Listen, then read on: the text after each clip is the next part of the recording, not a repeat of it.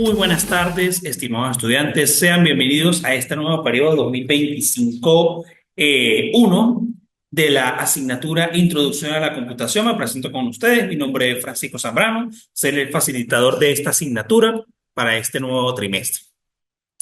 Esta es una asignatura pues bastante interesante ya que vamos a hablar desde lo más básico, la arquitectura del computador, hasta el sistema operativo y sus programas. Para comenzar, vamos a empezar con la primera unidad que va a hablarnos un poco sobre toda la arquitectura que tiene nuestro computador, nuestro dispositivo, nuestro dispositivo prácticamente inalámbrico, nuestra herramienta de trabajo, prácticamente nuestro mejor amigo dentro de la oficina.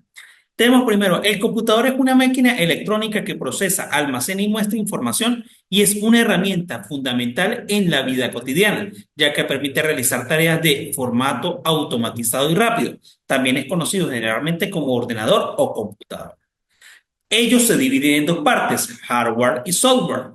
El hardware es toda la parte física y material que constituye el computador y el software pues viene siendo la parte física o lógica que hace funcionar a nuestro computador.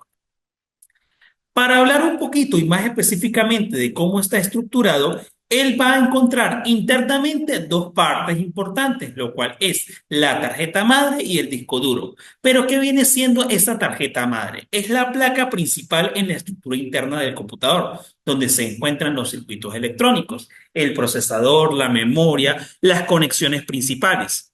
Para esto cuenta con un software básico conocido como BIOS, que permite cumplir con sus funciones. También tenemos el disco duro. El disco duro es un dispositivo de almacenamiento de datos que emplea un sistema de grabación magnética para almacenar y recuperar archivos digitales. Se compone de uno o más platos o discos rígidos, es decir, son varios discos uno sobre el otro, los cuales todos están incrustados dentro de una caja. Este material pues está recubierto por una especie de polvo magnético que permite pues trabajar con un brazo mecánico, con un láser a su vez. Esta caja pues es metálica y está totalmente sellada. La tarjeta madre, como podemos observar aquí, está compuesta pues por diferentes elementos electrónicos, como es, primero y en principal, el zócalo del procesador. Una cosita, a nosotros desde niños nos enseñan las partes del computador. Nos dicen teclado, mouse, monitor y CPU. Siempre nos han hablado de esta manera tan simple. Pero resulta que cuando hablamos de CPU es la unidad central de procesamiento. Resulta que allí hay un error, porque la unidad central de procesamiento es una tarjeta, un chip de este tamaño. Es el procesador de nuestro computador. Y este se va a ubicar en donde está aquí el zócalo del procesador. Él va a estar cubierto sobre lo que es un condensador o disipador de calor.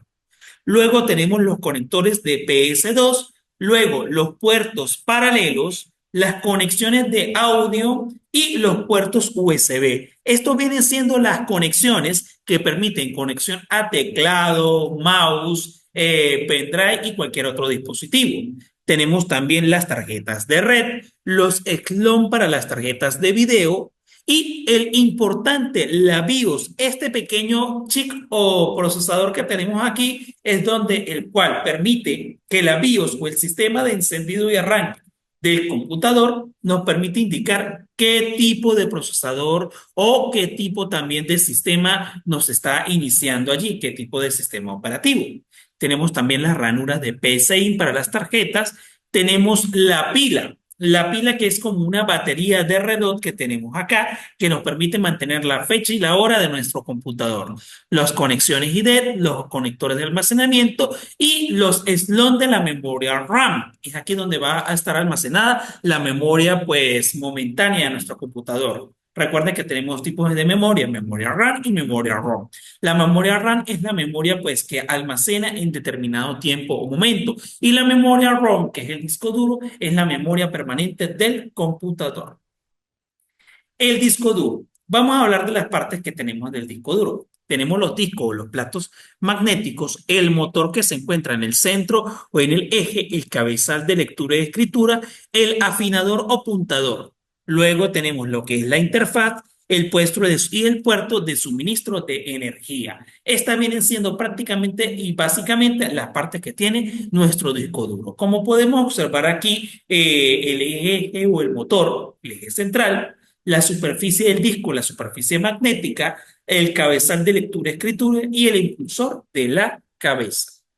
Tenemos que el disco duro o disco magnético o hard disk viene siendo compuesto por uno o varios discos que están en pila uno sobre el otro y están constituidos por material magnético y recubiertos por una capa magnética.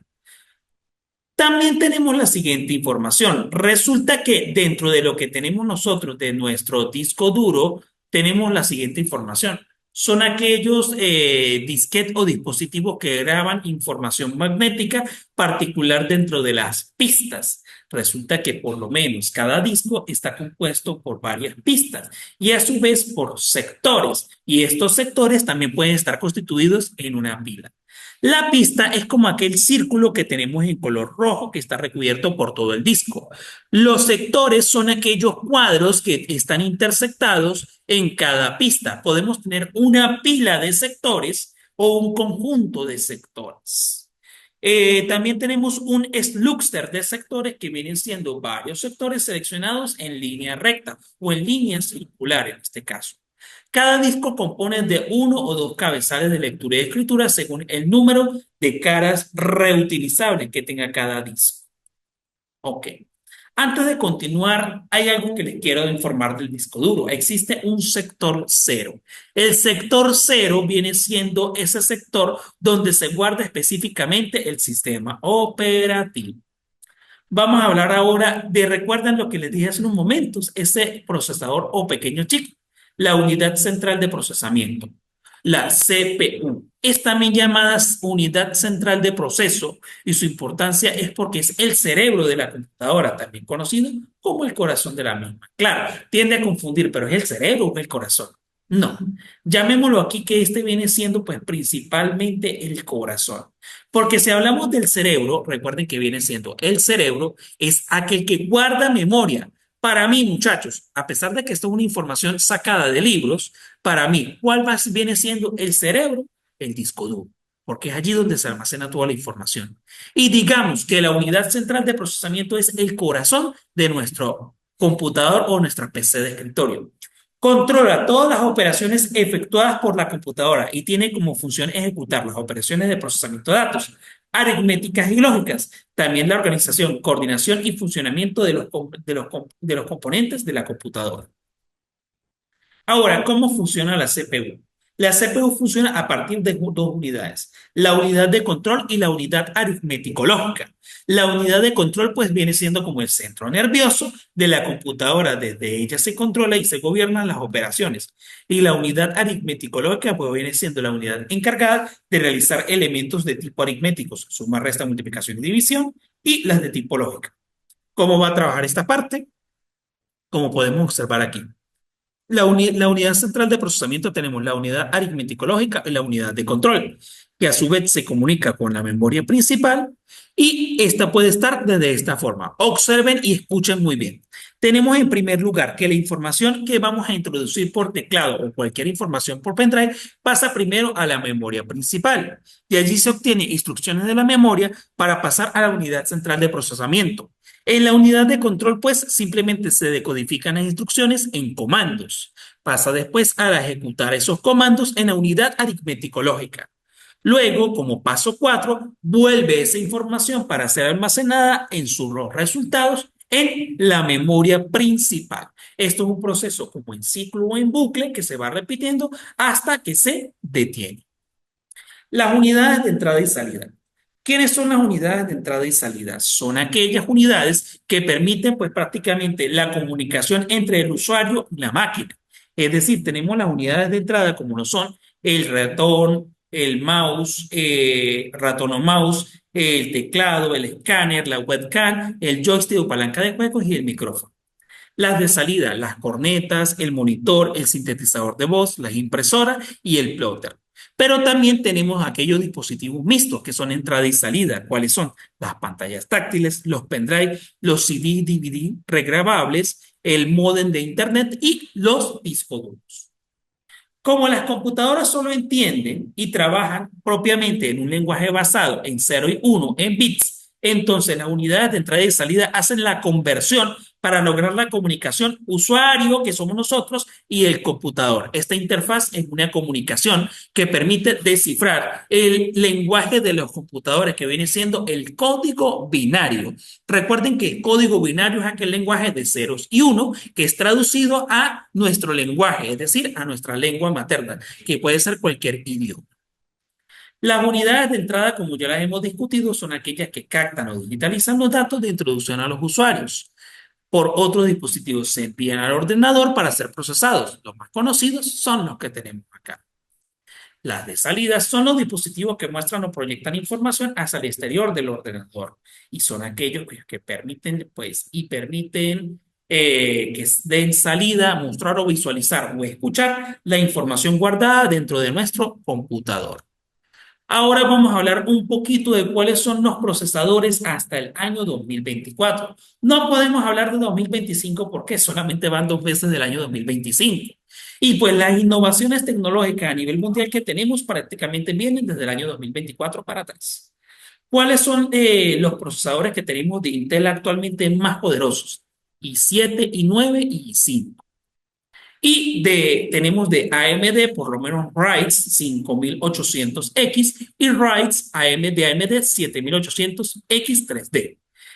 Tenemos de AMD por lo menos Ryzen 7 y de 5700G y Ryzen 7 de 5700G. Son los dos que tenemos hasta el momento. Ok, para hablar un poquito de por lo menos esta parte, vamos a hablar un poco sobre lo que son las CPU más comunes utilizadas, por lo menos. Tenemos aquí una muy utilizada para, digámoslo de esta manera, para los computadores de Apple que trabajan con Motorola. Ellos, pues, desde hace muchos años han venido trabajando con Motorola y, pues, tienen una función específica, pero por lo menos los PCs más regulares y más conocidos, pues, pueden siendo los de IBM, que trabajan para los computadores de Microsoft. Aquí tenemos una de las pequeñas configuraciones de una CPU. Bien, continuando con esta discusión de ideas, tenemos y vamos a hablar sobre la memoria principal. Está formada por posiciones de almacenamiento de direcciones, celdas elementales de la memoria, donde se almacenan un bit y pueden representar por una letra, un número o un carácter de control. Como las unidades de memoria vienen en bits, que vienen siendo bytes de 8, es decir, un octeto. Un octeto es un número de 8 cifras, que puede ser entre 0 y 1 del código binario. El tamaño de la memoria principal se mide en cantidades de bits y esta posee o puede almacenar generalmente y se expresa en múltiplos de unidades básicas, bytes. Para hablar un poquito más en términos generales, cuando hablamos de un byte, viene siendo el elemento más básico de la memoria. Luego tenemos al kilobyte, que viene siendo uno de los elementos, por lo menos. 1024 bits viene siendo un kilobytes, como se puede traducir aquí. Y un kilobyte, y 1024 kilobytes viene siendo un megabytes. Pero luego, 1024 megabytes se traduce en un gigabyte. Y allí sucesivamente, 1024 gigabytes viene siendo un terabyte. Estos son los tipos de almacenamiento de memoria. Digámoslo de esta manera, vienen siendo los almacenamientos que conocemos en la actualidad. Luego tenemos las características de la memoria. Estas están formadas por posiciones de almacenamiento direccionadas al azar y de forma aleatoria, como la memoria RAM. El contenido de las distintas localizaciones que conforman pueden ser cambiadas fácilmente. Por lo general es única, es volátil. Su contenido se pierde al apagar el computador y es limitado. Bueno, mis estimados estudiantes, hasta aquí esta clase del día de hoy. Realmente yo sé que esta clase debería darse anteriormente, pero debido a diferentes fechas y tiempos no se logró dar. Cualquier duda pueden hacerla a través de la plataforma y con mucho gusto les responderé a medida que vamos trabajando. Recuerden los canales que ya se dieron en la presentación y pues cualquier cosa estamos a la orden. Que estén muy bien, que tengan un feliz día. Hasta luego.